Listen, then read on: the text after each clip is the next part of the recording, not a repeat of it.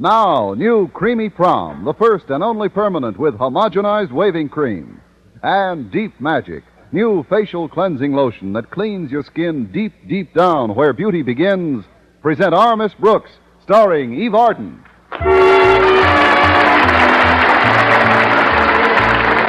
It's time once again for another comedy episode of Our Miss Brooks Transcribed. But first, ordinary home permanents use thin, drippy waving solutions like this. They often leave your hair dry and frizzy, hard to manage, but not anymore, because now you have new Creamy Prom. It's creamy, creamy, creamy. New Creamy Prom, the first permanent with homogenized waving cream. Yes, a thick waving cream, rich with costly conditioning ingredients. That's why new Creamy Prom actually waves new softness and manageability right into your hair. Leaves your hair softer, more manageable, in better condition than any other permanent you ever had. New Creamy Prom leaves your hair soft as a whisper. Soft as a whisper. I guarantee your hair never combed so soft, behaved so beautifully after a brand new permanent, because only new Creamy Prom has homogenized waving cream to wave new softness and manageability right into your hair. And Prom's homogenized waving cream makes it so easy. There's no dripping, no rinsing, no timing, no messy neutralizer. Just smooth it on, roll it up, you've got yourself a Prom. Get new Creamy Prom in the brand new package. And even if you're between permanents, don't wait to try Prom's homogenized waving cream. Get the new Creamy Prom End Curl Kit right now. Creamy, creamy Prom.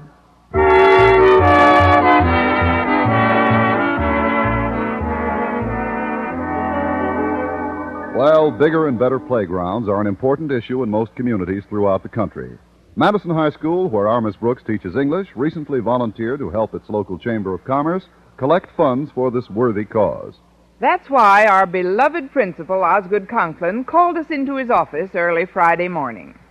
Us consisted of Mr. Boynton and myself as faculty advisors, Walter Denton, the student who runs the school paper, and Harriet Conklin, the student who runs Walter Denton. As soon as we were all seated, Mr. Conklin addressed us. We are here to discuss a project which is near and dear to my heart. Children's playgrounds in this community. I'm sure I cannot overemphasize the importance of the little ones in our present-day civilization. Hey, we got enough little ones. What the Chamber of Commerce wants is some big playgrounds. If that was intended as a witticism, Denton, it missed the mark. Oh, I don't know. I thought it had a certain amount of... Quiet, Miss Brooks. To help raise money for this worthy project, we are holding a charity auction in our gym at 4 o'clock this afternoon. However, due to a very poor publicity campaign handled by Denton, not very many people know about it. What I want from you all now are suggestions to stimulate public interest in our auction and bring out a big crowd of bidders. Perhaps we could take some spot announcements on the radio. Yes, that would reach a lot of people. Miss Brooks, have you any idea what a 30-second spot announcement costs? Well, we don't have to buy 30 seconds. We could take about 5 and say something quick, like, today auction, Madison High School. But, Miss Brooks, that sounds as if we're auctioning off the school. Is that bad? I mean, if the object is just to lure people over... Any feasible suggestions? I have an idea, Mr. Conklin. Undoubtedly. How about you, Harriet? Can you think of anything? I think we should mimeograph some handbills and pass them out door to door during lunch period. A lot of us kids could take different neighborhoods and really plaster the town. Excellent, Harriet. Yes, indeed. This town hasn't been plastered in years. I really think the handbills will do the trick, Daddy. So do I, Harriet. Mr. Boynton, do you concur? Too infrequently. I'd like to discuss something now that we all seem to have overlooked, Mr. Conklin. Namely, if our auction is to be a success, we lack one fairly important item. What's that? Something to auction off. A very cogent observation. However, the members of the student body were asked to bring their parents' donations to school this morning and leave them just outside the classrooms. You, Miss Brooks, will be in charge of augmenting these donations. Me? But, Mr. Conklin, I've got other things to do, which And will now take tell most the of my... truth, Miss Brooks. Is there anything as important as raising money for children's playground? Yes, sir. Raising children for the playground. You hear that, Mr. Boynton? When are you gonna... Quiet, Walter. Look, Mr. Conklin, I want to help in this campaign. And you're going to? Say, I know where we might be able to get some more merchandise for the auction. From Mr. Jessup. He's a pretty good friend of my dad's. Oh, you mean J.D. Jessup, the big real estate man? Yes, sir. He's the biggest philanthropist in this part of the country. Contributes to everything and anything. Oh, he's a natural-born sucker for a worthwhile cause. Charmingly put, Walter. And do get in touch with Mr. Sucker. Jessup. Now, Mr. Boynton, you will see to it that the auction tables are set up in the gym. Yes, sir. You, Miss Brooks, with the assistance of my daughter, will inspect the merchandise outside the classrooms and jot down the approximate value of each object prior to the auction. But, Mr. Conklin, why do I have to go through all that? Because in addition to obtaining more material for this affair, I have also decided to put you in charge of auctioning it off. Meeting's adjourned. Oh, but, sir, I said meeting's adjourned. Good day, all. Bye, Daddy. Golly, that's quite an honor Daddy conferred on you, Miss Brooks. Just think, you're head auctioneer. Yes, and we both know whose head I'd like to auction off first.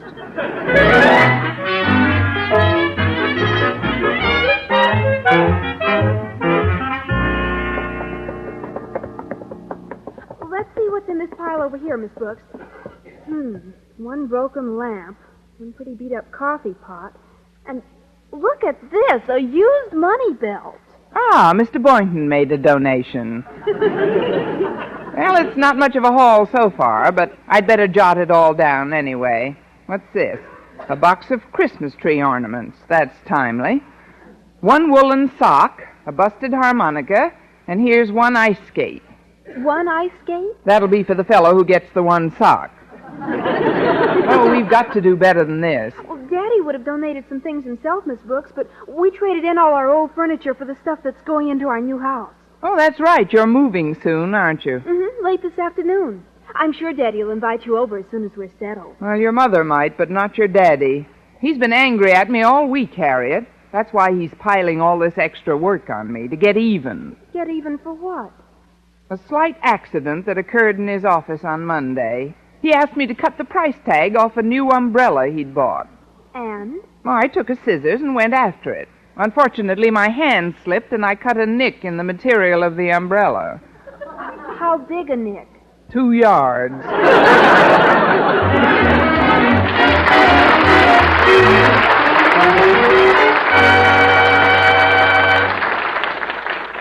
To put a little more excitement into this auction, Miss Brooks needs a real sure-selling item like new Deep Magic facial cleansing lotion. What woman can resist Deep Magic? It not only cleans your skin up to 3 times cleaner than soaps or creams, it actually protects your skin, keeps it soft and smooth, even in the coldest winter weather. You see, Deep Magic is different. It's a gentle, flowing lotion cleanser with a special softening ingredient. Deep Magic cleans deeper, deep down where beauty begins, and it leaves behind an invisible protection like nature's own. So remember, for gentle, deep cleansing and gentle protection, use Deep Magic Facial Cleansing Lotion. No other cleansing method leaves your skin so clean and clear, so soft and radiant. Deep Magic, the cleansing lotion that cleans your skin. Deep down where beauty begins. Deep Magic.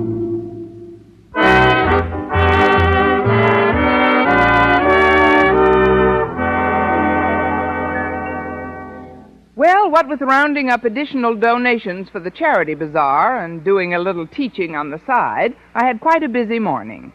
When lunch period rolled around, I was still in a collecting mood, so I decided to have lunch with Mr. Boynton. A collector's item, if I ever saw one. Oh, here's a nice table by the window, Miss Brooks. Oh, good. Now we can throw the food away without any trouble. Oh, it isn't as bad as it was. I think the food's picked up. I know. They don't want you to step in it. Well, the gym is all set up for the auction this afternoon. Well, I'm glad you reminded me, Mr. Boynton. You know, some of the donations are in pretty good shape. There may be some real bargains on the block this afternoon. Well, I could use a couple of things for my apartment. When you inspected the stuff this morning, you didn't run across a pair of andirons, did you? As a matter of fact, I did. I don't know who donated them, but they look almost brand new. Gee, maybe I could pick them up reasonably at the auction. Well, why wait? We can go look at them right after lunch, and if you like them, we'll have a one-man auction, and I'll see that you get them for a fair price. Oh, but, Miss Brooks, would that be fair to the general public? Oh, haven't you heard? They've got andirons.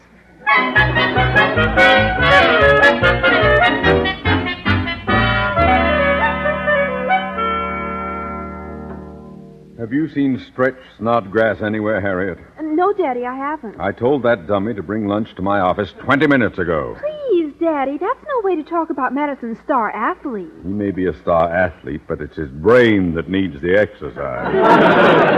Calm down, Daddy. I'm going into the cafeteria now, and I'll see what's keeping him. Oh, before I go, Daddy, I just talked to Mother on the phone, and she told me all the living room furniture has been delivered to the new house. She says she just knows you're going to love it. Mother has such wonderful taste, don't you think? Obviously, she married me. One more thing, Daddy. The store made a mistake and delivered our andirons to the school here instead of to the new house. They're right outside your office now. Well, what am I supposed to do with them? Bring them home with you after school. They're awfully pretty, Daddy. Come on, take a look at them. Well, there's nothing better to do while I'm waiting for that dunderhead. Here they are. Aren't they pretty? Well, they're all right, I guess. Mother paid $12 for them. Say, they're pretty. Well, I'd better get into the cafeteria. I'll send Stretch in with your lunch as soon as I find him. See you later, Daddy. Very well, Harriet. I'll be in my office. Why everything has to happen all at once, I'll never know. Of all the days to be moving, this is the most inconvenient. Well, let's see now. Where are those andirons I saw this morning? Oh, are these them? Yes, those are them. These are those. Yep, them's the andirons, all right. How do you like them? Perfect. They're just what I had in mind. Good. Tell you what I'm going to do. Step in a little closer, Bud. What am I offered for these lovely andirons? How about 50 cents? This boy is closer than I thought. I've got 50. Do I hear more? Not from me. Why, I'd give 75 cents for these myself. Well, I'll make it 80. Now you're talking. I've got 80 cents. 80 I've got. Going once for 80, going twice for 80. I'll bid 85 cents. That's the spirit. I've got 85. You're not in this, Mr. Conklin. I'm not? No, sir. Mr. Boynton needs these andirons, and, well, I think 80 cents is a fair price. Oh, so do I, Miss Brooks, considering that I just paid $12 for them. $12? Well, I'm terribly sorry, Mr. Conklin. We didn't know they were yours. That's quite all right, Boynton, but just to be on the safe side, I'll take them with me. Now, I'd better get back into my office before Miss Brooks sells my socks. We just need one. Well, folks. Hello, Mr. Conklin. I've got your lunch. Well, it's about time, Snodgrass. Come with me. I'm terribly sorry about the andirons, Mr. Conklin. There was so much stuff in the hall, there was no way for me I know. Put everything on my desk, Snodgrass. Yes, sir. Here's your coffee. I put sugar and cream in it, and I'm sure it's just the way you like it. I'm sure it is, except that I ordered tea with lemon. Oh, I'm sorry, Mr. Conklin. I'll change it. Never mind. Where's my sandwich? Oh, here it is. Bacon and tomato on whole wheat, wasn't it? Yes, it was, Stretch, and I suppose that's why you brought me peanut butter on gluten bread. Gosh, Mr. Conklin, I must have got confused. Want me to take it back? No, it's too late now. I'll eat it. But before you leave, I have another errand for you. You could save me a lot of trouble if you would take these andirons over to my new house. The address is 616 Anderson Avenue. Is that clear, Stretch? Oh, yes, sir. You want me to take these, what are they again? Andirons. Oh, yeah. You want me to take these andirons over to your new house at, what was that address again? 616 Anderson Avenue. It's very simple if you associate andirons with Anderson Avenue, you see? Oh, sure. You want me to take these Andersons over to... I'll write out the address. There we are. There. Now then, put it in your pocket and don't lose it. Okay, Mr. Conklin. By the way, Snodgrass, Mrs. Conklin may be out shopping, so just leave the andirons on the front porch. Yes, sir. Hiya, Stretch. Oh, boy, what a deal I just made with Mr. Jessup. Who's he, Walter? He's the big philanthropist. He is? Yeah, he owns real estate all over this town. And he just told me that one of his houses is being torn down in a few days to make room for the new freeway. Oh, that's too bad. No, it isn't. Instead of selling the furniture in it to a second-hand store, Mr. Jessup's donating it to our charity bazaar. He said we could help ourselves to anything we want. Oh, that's good. Now, you've got to do me a favor, Stretch. I have to get some lunch now, and I want you to find Miss Brooks and ask her to make arrangements to have that furniture picked up. The address is 211 Ironside Avenue. 211 Ironside Avenue. Yeah, I wrote it on this slip of paper. Here, I'll put it in your pocket so you don't lose it. Hey, but Walter... I sure appreciate you doing this for me, Stretch. See you later. Hey, wait a minute.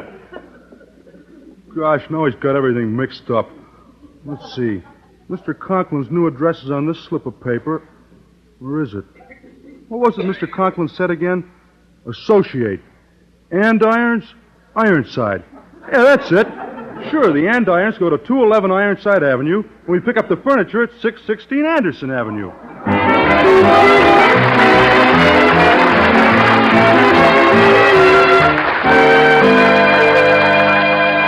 Our Miss Brooks will return in a moment. Any school folks listening? Now, how about your allowance? Wish it'd buy more of the bigger things you want? Well, it can if you save for them. Put part of your allowance away regularly in United States savings stamps. Why, savings as simple as ABC. Just listen. Your savings stamp album. Get one from the person in charge of stamps at your school. Then buy a savings stamp or two for it regularly, every week. Your first bond. Yes, before long, your album will be full, and you can exchange it for a United States savings bond. All your own, to save for the important things ahead. Now, C could stand for your collection of savings bonds. All save for those bigger things you've wanted. That bicycle, that good camera, or maybe even your college education. And remember, Series E savings bonds pay back $4 at maturity for every 3. You'll have extra dollars to add to your own. Yes, saving can be simple and fun, too. Sign up for savings at school now. Buy United States savings stamps and bonds.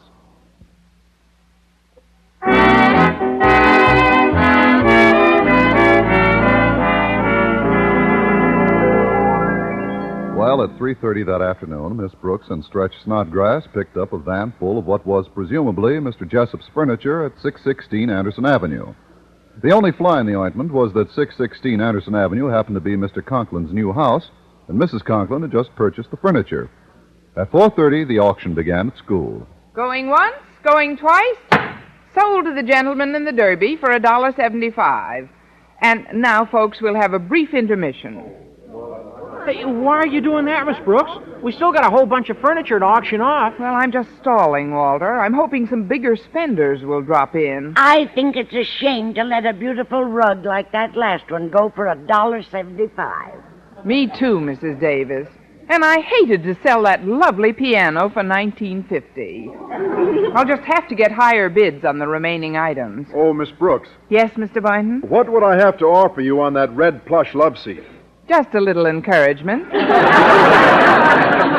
Oh, you mean money. Well, that's hard to tell, Mr. Boynton.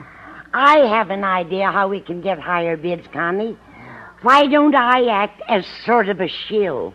A shill? What I'll do is just stimulate the bidding a little. Well, it is for a good cause. Hello, Miss Brooks, everybody. I trust the money is pouring into the till. Frankly, Mr. Conklin, it's just drizzling in. I'm waiting for Harriet's handbills to show a little better results. Have a seat and make yourself at home, won't you? Well, that should be easy, Miss Brooks. As I look at this furniture about me, I feel as if I am at home.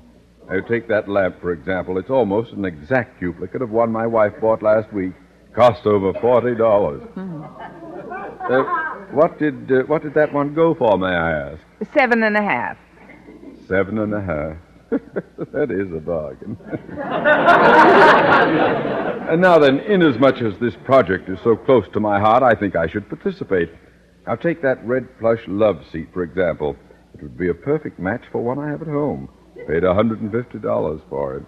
Put it up for auction right now, Miss Brooks. Oh, but Mr. Conklin, this is intermission. Well, just for our little group. Those others seem quite lethargic anyway. Huh? But it's supposed to be a public auction, Mr. Conklin. Well, we're the public, aren't we? Mrs. Davis, Denton, Mr. Boynton, that'll be plenty. How much money do you have, Denton? $2. Fine. How much have you got, Mr. Boynton? About $45. Somebody died? Well, let's begin, Miss Brooks. Put up the love seat. I'll start the bidding. I bid $3. Gee, already I'm shut out of the bidding. I kind of had my eye on that, too. I'll offer $5. Going. $10. 15. Going. 25. 35. 40. 45. 46. Yeah, I bid $47. Wait a minute. How can you bid $47? I'm loaning my $2 to Mr. Boynton. They're not doing me any good. I'll put an end to this bidding right now. I bid $50. Yes, sir. I bid $50 for this lovely red plush love seat. Going once, going twice. 55.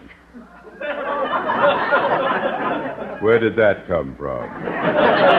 Oh, it's you, Mrs. Davis. Well, if you bid 55, I guess I'll have to bid... 65.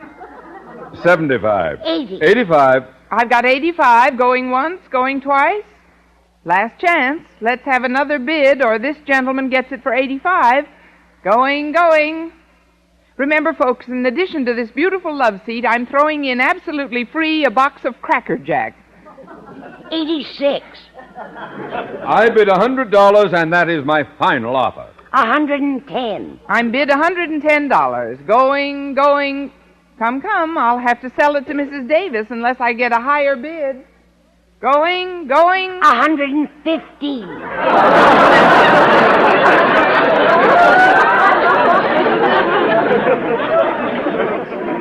You can't do that, Mrs. Davis. You're bidding against yourself. What's the difference? I'm just a shill. What? I demand that we revert back to my last bid of $100. Sold to Mr. Conklin. Fine. Now, let's see. What else have we here? Oh, there's quite a bit of stuff, sir, thanks to Mr. Jessup's generosity. Why, we practically cleaned out that house of his at 616 Anderson Avenue. Well, Jessup has the true American spirit, the spirit of benevolence and charity, so prevalent throughout this glorious nation. From the rock-bound coast of Maine to the sunny shores of 616 Anderson Oh, please, Mr. Conklin. I know you're patriotic, sir, but I've never seen your face turn red, white, and blue before. Miss Brooks, how did you get into that house? Oh, it was easy. Stretch Snodgrass and I just kicked in a few windows. Did you now? Well, Sorry, Mr. Conklin. I got to talk to you right away, Miss Brooks. Well, couldn't it wait, Stretch? I'm rather busy at the moment. Yeah, but I just saw Harriet Conklin and I found out we made a little mistake. That wasn't Mr. Jessup's house we took the furniture out of. It wasn't? Then whose house was it? Shall we dance? Mr. Conklin, it was your house. Well, there's only one way to settle this. Gather round, folks, gather round. What am I bid for me and Stretch Snodgrass?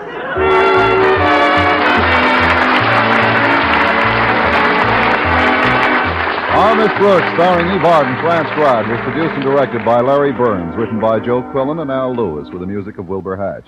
Mr. Conklin was played by Gail Gordon. And now, once again, here is Eve Arden. During the next few weeks, you'll be hearing quite a bit about an apple for the teacher. The growers up in Washington State have even sent my picture to thousands of markets throughout the country. So go in and buy the apples, because it's hard to eat the pictures. The apples are delicious. Be sure to be with us next week for another comedy episode of Our Miss Brooks.